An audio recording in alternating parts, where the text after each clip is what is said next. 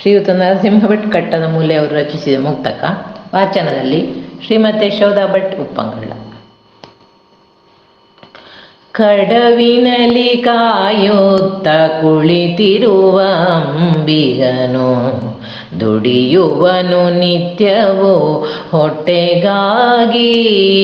ಕಡವಿನಲಿ ಕಾಯುತ್ತ ಕುಳಿತಿರುವ ಅಂಬಿಗನು, ದುಡಿಯುವನು ನಿತ್ಯವೂ ಹೊಟ್ಟೆಗಾಗಿ.